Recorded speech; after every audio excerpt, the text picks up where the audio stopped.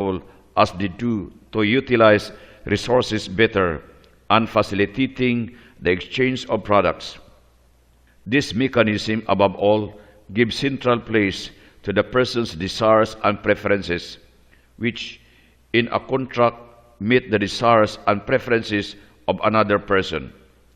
A truly competitive market is an effective instrument for attaining important objectives of justice, moderating the excessive profits of individual businesses, responding to consumers' demands, bringing about a more efficient use and conservation of resources, rewarding entrepreneurship and innovation, making information available so that it is really possible to compare and purchase products in an atmosphere of healthy competition.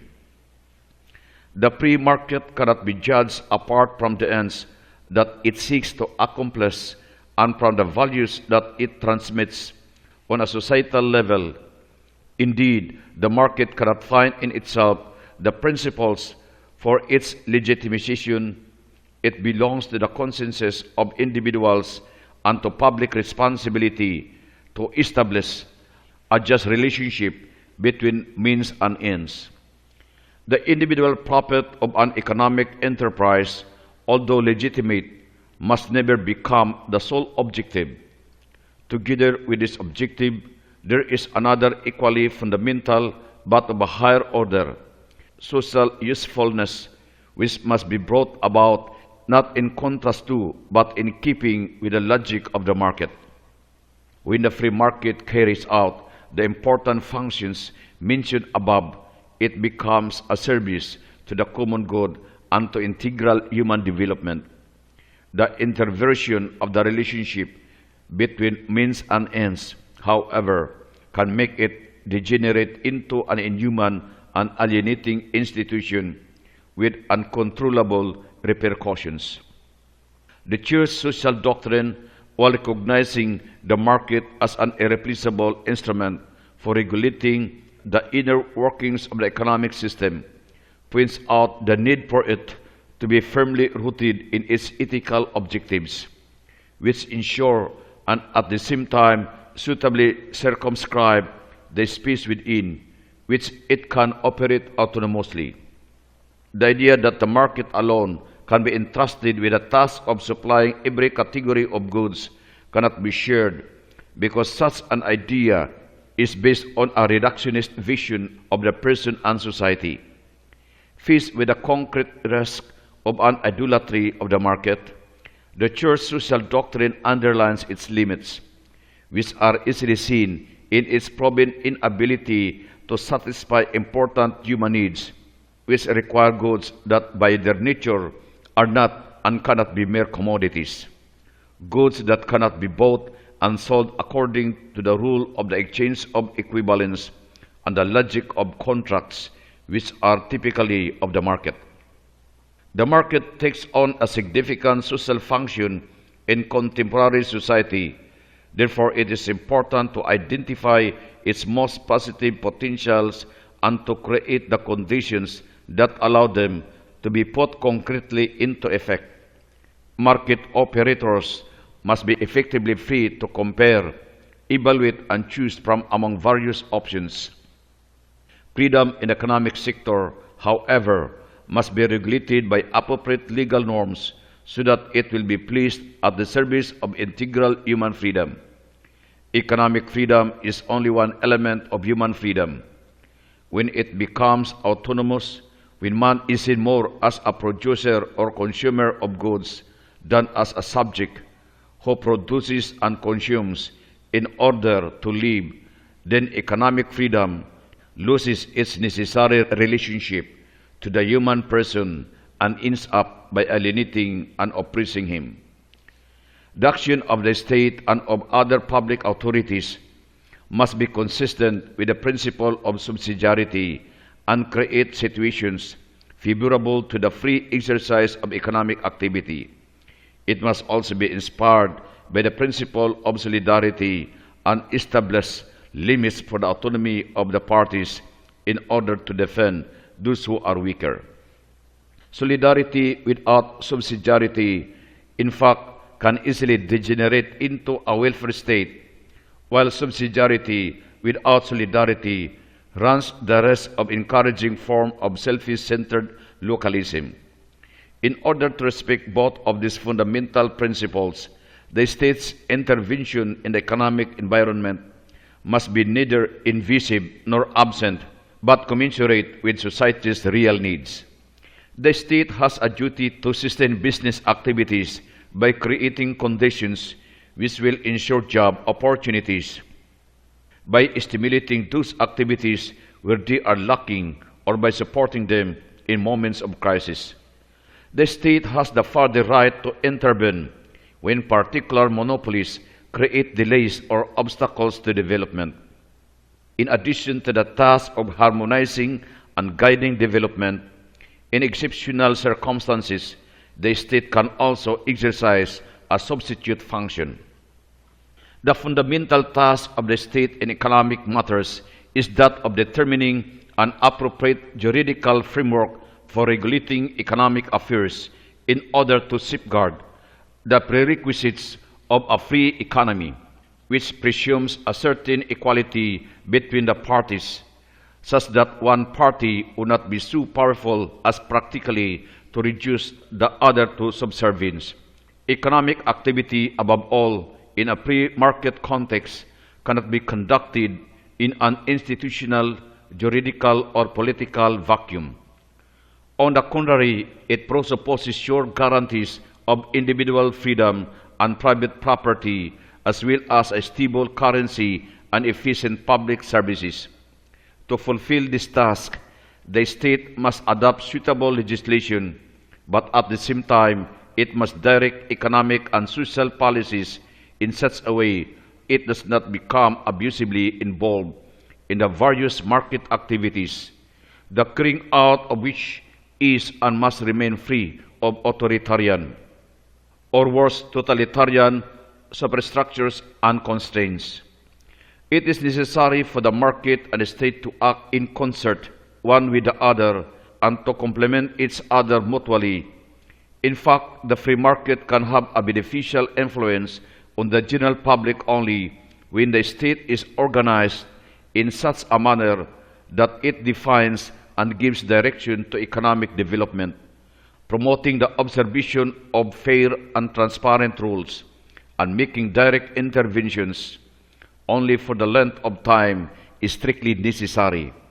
When the market is not able to obtain the desired efficiency, and when it is a question of putting the principle of redistribution into effect, there exist certain sectors in which the market, making use of the mechanism at its disposal, is not able to guarantee an equitable distribution of the goods and services that are essential for the human growth of citizens.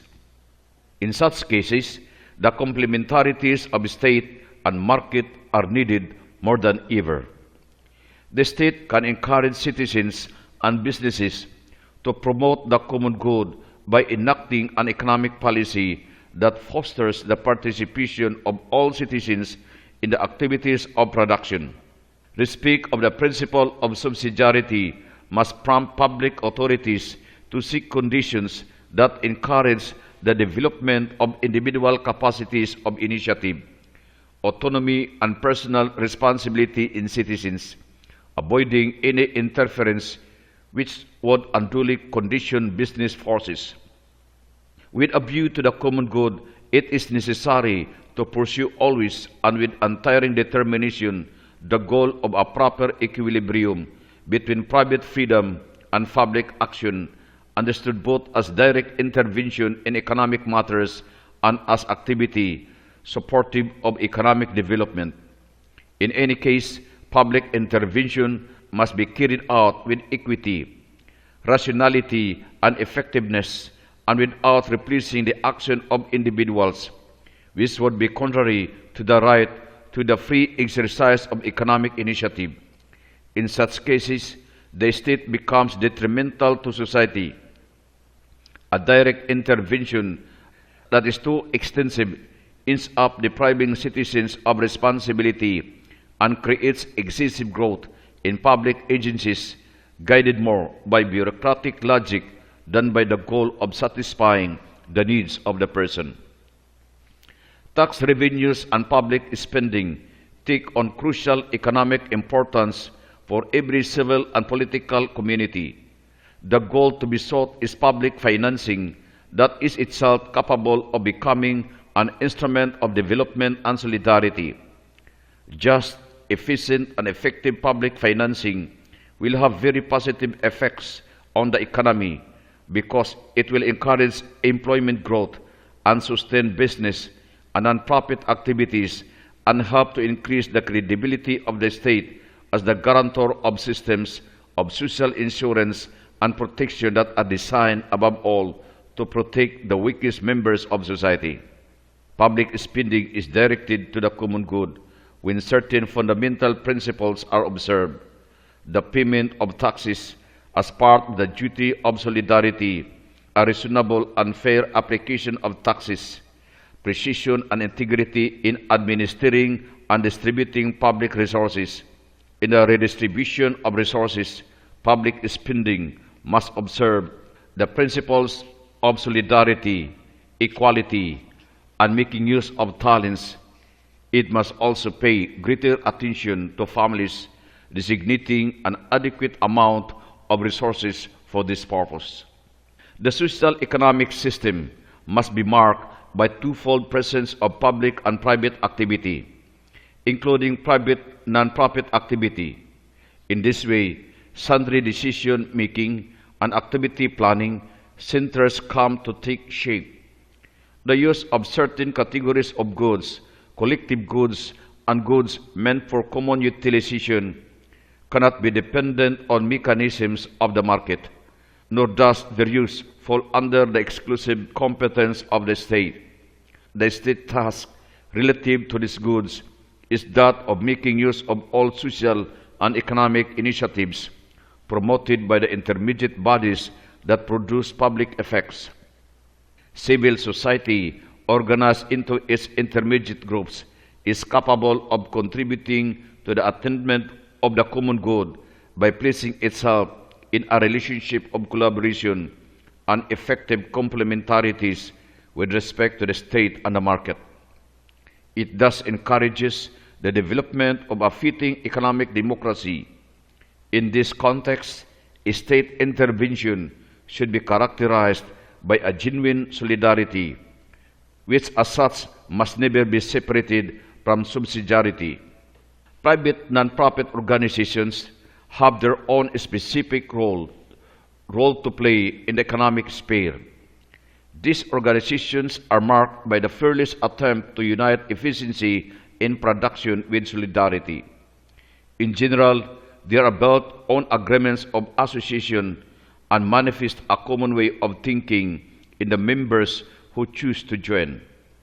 The state is called to respect the nature of these organizations and to make proper use of their various features, putting into practice the fundamental principle of subsidiarity, which requires that the dignity and autonomous responsibility of the subsidiary subject to be respected and promoted. Consumers, who in many cases have a broad range of buying power well above the mere subsistence level, exercise significant influence over economic realities by their free decisions regarding whether to put their money into consumer goods or savings. In fact, the possibility to influence the choices made within the economic sector is in the hands of those who must decide where to place their financial resources. Today, more than in the past, it is possible to evaluate the available option not only on the basis of the expected return and the relative risk, but also by making a value judgment of the investment projects that those resources would finance, in the awareness that the decision to invest in one productive sector rather than another is always a moral and cultural choice. Purchasing power must be used in the context of the moral demands of justice and solidarity, and in that of precise social responsibilities. One must never forget the duty of charity. that is the duty to give from one's abundance and sometimes even out of one's needs in order to provide what is essential for the life of a poor person. This responsibility gives to consumers the possibility, thanks to the wider circulation of information, of directing the behavior of producers through preferences, individual and collective, given to the products of certain companies rather than to those of others, taking into account not only the price and quality of what is being purchased, but also the presence of correct working conditions in the company, as well as the level of protection of the natural environment in which it operates. The phenomenon of consumerism maintains a persistent orientation towards having rather than being. This confuses the criteria for correctly distinguishing new and higher forms of satisfying human needs from artificial new needs which hinder the formation of a mature personality. To counteract this phenomenon, it is necessary to create lifestyle in which the quest for truth, beauty, goodness, and communion with others for the sake of common growth are the factors which determine consumer choices, savings, and investments. It is undeniable that ways of life are significantly influenced by different social contexts. For this reason, the cultural challenge the consumerism poses today must be met with greater resolve. Above all, in consideration of future generations who risk having to live in a natural environment that has been pillaged by an excessive and disordered consumerism. Fifth, the new things in the economic sector. Our modern era is marked by the complex phenomenon of economic and financial globalization, a process that progressively integrates national economics at the level of the exchange of goods and services and of financial transactions. In this process, an ever-growing number of those involved in the economic sector is prompted to adopt a more global perspective concerning the choices that they must make with regards to future growth and profits.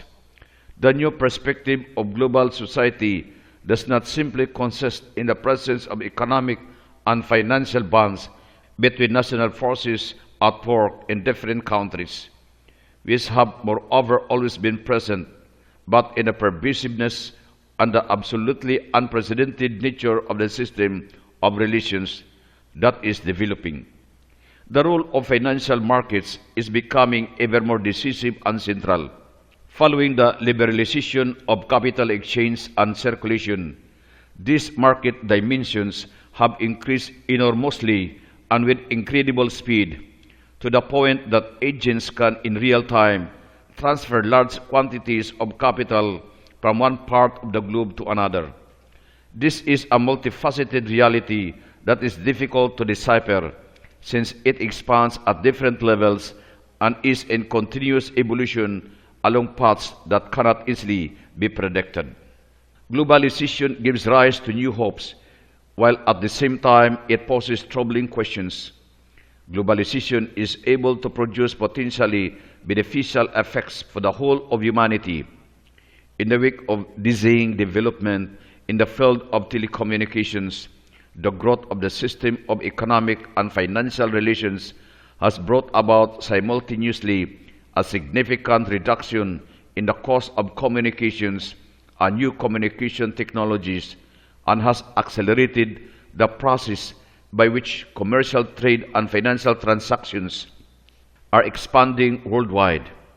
In other words, the two phenomena of economic financial globalization and technological progress have mutually strengthened each other, making the whole process of this present phase of transition extremely rapid. In analyzing the present context, besides identifying the opportunities now opening up in the era of the global economy, one also comes to see the rest connected with the new dimensions of commercial and financial relations. In fact, there are indications aplenty that point to a trend of increasing inequalities, both between advanced countries and developing countries and within industrialized countries. The growing economic wealth made possible by the processes prescribed above is accompanied by an increase in relative poverty. Looking after the common good means making use of the new opportunities for the redistribution of wealth among the different areas of the planet to the benefit of the underprivileged that until now have been excluded or cast to the sidelines of social and economic progress. The challenge, in short, is to ensure a globalization in solidarity, a globalization without marginalization. This technological progress itself risks being unfairly distributed among countries. In fact, technological innovations can penetrate and spread within a specific community only if the potential beneficiaries have a minimum level of knowledge and financial resources. It is evident that because of the great disparities between countries regarding access to technical and scientific knowledge and to the most recent products of technology, the process of globalization ends up increasingly rather than decreasing the inequalities between countries in terms of economic and social development. Given the nature of the current dynamics, the free circulation of capital is not of itself sufficient to close the gap between the developing countries and the more advanced countries. Trade represents a fundamental component of international economic relations, making a decisive contribution to the specialization in certain types of production and to the economic growth of different countries. Today, more than ever, international trade, if properly oriented, promotes development and can create new employment possibilities and provide useful resources. The Church social doctrine has time and again called attention to aberration in the system of international trade, which often, owing to protectionist policies, discriminates against products coming from poorer countries and hinders the growth of industrial activity in and the transfer of technology to these countries. The continuing deterioration in terms of the exchange of raw materials and the widening of the gap between rich and poor countries has prompted the social magisterium to point out the importance of ethical criteria that should form the basis of international economic relations, the pursuit of the common good, and the universal destination of goods, equity in trade relationships, and attention to the rights and needs of the poor in policies concerning trade and international cooperation. Otherwise, the poor nations remain ever poor, while the rich ones become still richer. An adequate solidarity in the era of globalization requires that human rights be defended. In this regard, the Magisterium points out that not only the vision of an effective international public authority at the service of human rights, freedom and peace has not yet been entirely achieved, but there is still in fact much hesitation in the international community about the obligation to respect and implement human rights. This duty touches all fundamental rights, excluding the arbitrary picking and choosing which can lead to rationalizing forms of discrimination and injustice. Likewise, we are witnessing the emergence of an alarming gap between a series of new rights being promoted in advanced societies, the result of new prosperity and new technologies, and other more basic human rights is still not being met, especially in a situation of underdevelopment. I am still thinking here, for example, about the right to food and drinkable water, to housing and security, to self-determination and independence, which are still far from being guaranteed and realized. As globalization spreads, it must be accompanied by an ever more mature awareness on the part of different organizations of civil society of the new tasks to which they are called on a worldwide level. Thanks also to resolute action taken by these organizations, it will be possible to place the present process of economic and financial growth taking place on a global scale within a framework that guarantees an effective respect of human rights and of the rights of peoples, as well as an equitable distribution of resources within every country and between different countries. Freedom of trade is fair only when it is in accord with the demands of justice. Special attention must be given to specific local features and the cultural differences that are threatened by the economic and financial process currently underway. Globalization must not be a new version of colonialism. It must respect the diversity of cultures, which, within the universal harmony of peoples, are life's interpretive case. In particular, it must not deprive the poor of what remains most precious to them, including their religious beliefs and practices, since genuine religious convictions are the clearest manifestation of human freedom. In the era of globalization, solidarity between generations must be forcefully emphasized. Formerly, in many places, solidarity between generations was a natural family attitude. It also became a duty of the community. It is good that such solidarity continue to be pursued within national political communities. But today, the problem exists also for the global political community. In order that globalization will not occur at the expense of the neediest and the weakest, solidarity between generations requires that global planning take place according to the principle of the universal distribution of goods, which makes it morally illicit and economically counterproductive to burden future generations with the cost involved. Morally illicit because it would mean avoiding one's own responsibilities. Economically counterproductive because correcting failures is more expensive than preventing them.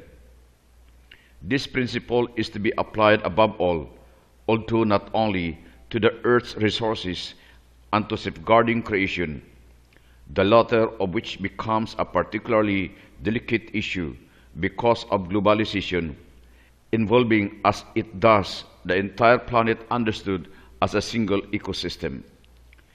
Financial markets are certainly not an invention of our day. For a long time now, in different forms, they have been seeking to meet the financial needs of the productivity sector. The experience of history teaches that without adequate financial systems, economic growth would not have taken place. Large-scale investment, typical of modern market economies, would have been impossible without the fundamental role of mediation played by financial markets, which, among other things, brought about an appreciation of the positive functions of savings in the overall development of the economic and social system. If the creation of what is called the global capital market has brought benefits thanks to the fact that the greater mobility of capital allows the productivity sector easier access to resources, on the other hand, it has also increased the risk of financial crisis. The financial sector, which has seen the volume of financial transactions far surpass that of real transactions, runs the risk of developing according to a mentality that has only itself as a point of reference without being connected to the real foundations of the economy. A financial economy that is an end unto itself is destined to contradict its goals, since it is no longer in touch with its roots and has lost sight of its constitutive purpose. In other words, it has abandoned its original and essential role of serving the real economy and ultimately of contributing to the development of people and the human community. In light of the extreme imbalance that characterizes the international financial system, the overall picture appears more disconcerting still. The processes of deregulation of financial market and innovation tend to be consolidated only in certain parts of the world. This is a source of serious ethical concern, since the countries excluded from these processes do not enjoy the benefits brought about but are still exposed to the eventual negative consequences that financial instability can cause for the real economic systems, above all if they are weak or suffering from delayed development. The sudden acceleration of these processes, such as the enormous increase in the value of the administrative portfolios of financial institutions and the rapid proliferation of new and sophisticated financial instruments, makes it more urgent than ever to find institutional solutions capable of effectively fostering the stability of the system without reducing its potential and efficiency. It is therefore indispensable to introduce a normative and regulatory framework that will protect the stability of the system in all its intricate expressions, foster competition among intermediaries, and ensure the greatest transparency to the benefit of investors. The loss of centrality on the part of the states must coincide with a greater commitment on the part of the international community to exercise a strong guiding role. In fact, an important consequence of the process of globalization consists in the gradual loss of effectiveness of nation-state in directing the dynamics of national economic financial systems. The government of individual countries find their actions in the economic and social spheres ever more strongly conditioned by the expectations of international capital markets and by the ever more pressing request for credibility coming from the financial world.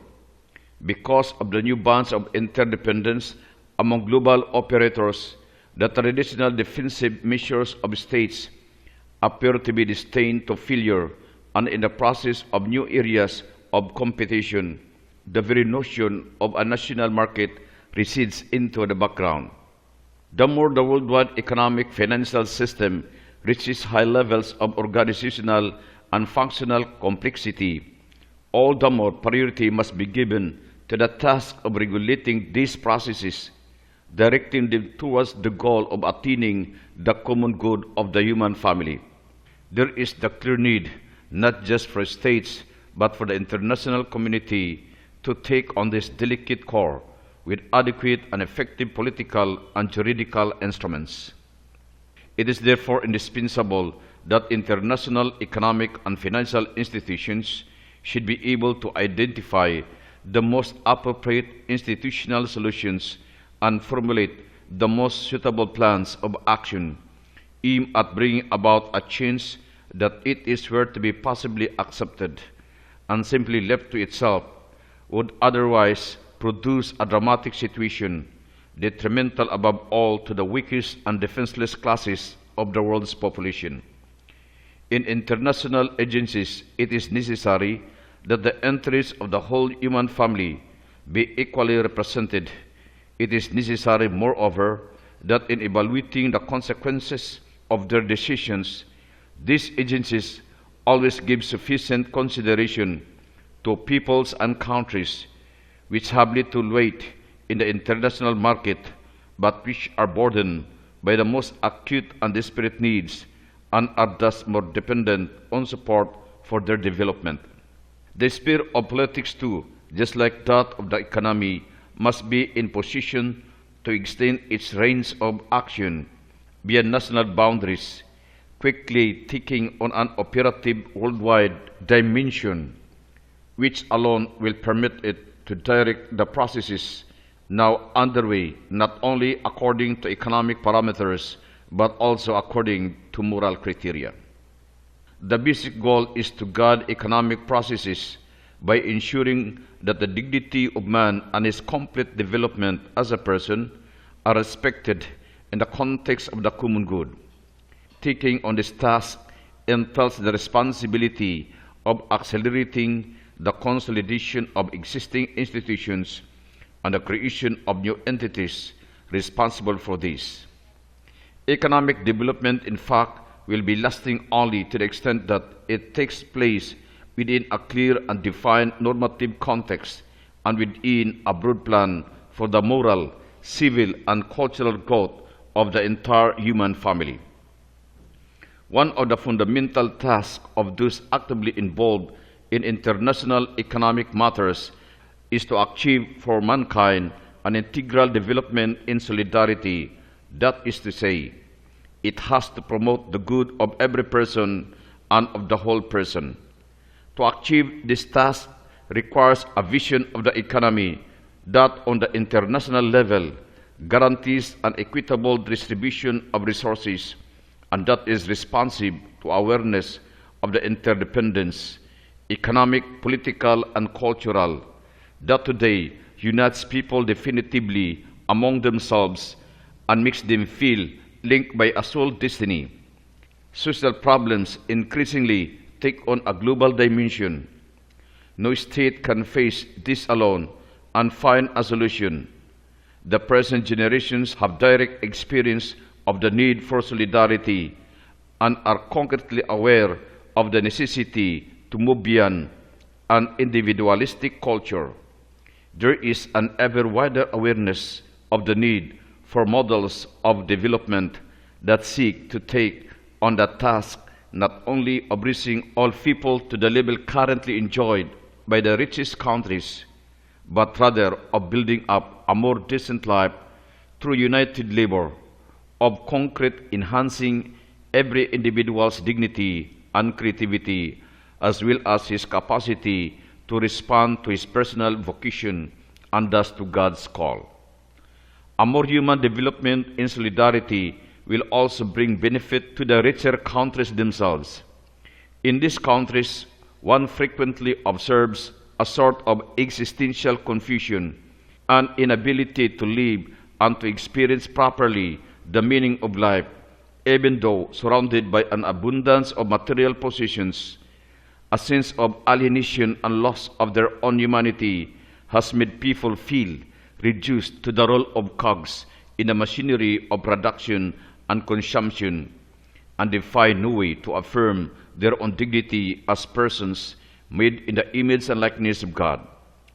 Rich countries have shown the ability to create material well-being, but often at the expense of man and the weaker social classes. One cannot ignore the fact that the frontiers of wealth and poverty intersect within societies themselves, whether developed or developing. In fact, just as social inequalities, even to the point of lives of misery and poverty, exist in rich countries, so in parallel fashion, in the least developed countries, one often sees manifestations of selfishness and a flaunting of wealth, which is as disconcerting as it is scandalous. For the church social doctrine, the economy is only one aspect and one dimension of the whole of human activity. Economic life is absolutized if the production and consumption of goods become the center of social life and society's only value, not subject to any other value. The reason is to be found not so much in the economic system itself as in the fact that the entire socio-cultural system, by ignoring the ethical and religious dimension, has been weakened and ends up limiting itself to the production of goods and services alone. The life of man, just like the social life of the community, must not be reduced to its materialistic dimension, even if material goods are extremely necessary, both for mere survival and for improving the quality of life. An increased sense of God and increased self-awareness are fundamental to any full development of human society. Faced with the rapid advancement of technological and economic progress, and with the equally rapid transformation of the processes of production and consumption, the magisterium senses the need to propose a great deal of educational and cultural formation. For the Church is aware that to call for an existence which is qualitatively more satisfying is of itself legitimate, but one cannot fail to draw attention to the new responsibilities and dangers connected with the space of history. In singling out new needs and new means to meet them, one must be guided by a comprehensive picture of man, which respects all the dimensions of his being and which subordinates his material and instinctive dimensions to his interior and spiritual ones. Of itself, an economic system does not possess criteria for correctly distinguishing new and higher forms of satisfying human needs from artificial new needs, which hinder the formation of a mature personality.